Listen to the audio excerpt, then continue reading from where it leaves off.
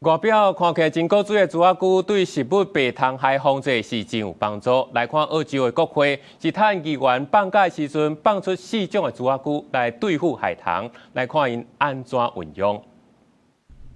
这个细只的菇仔食古锥，煞是掠头的菇手。澳洲坎培拉国会大楼碳议员放假，放4种的菇仔来对付海棠。They pretty much suck the insides out of it, so you'll come back and you'll see a whole lot of just white shells because they remove the insides of the aphids. 经济工程国会大楼花园菇神有数十万只，按过一只菇仔每天就用食掉100只。They will immediately begin spreading out, hunting down aphids and breeding. 全球菇仔有6000种，其中差不多500种是原生伫澳洲。Very diverse family.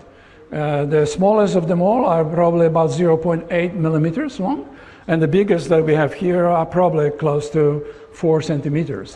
And they are not all feeding on aphids. 专家指出，伫澳洲专食菇神其实真少，干那15种，有的菇仔抑阁会翻倒转来无破坏。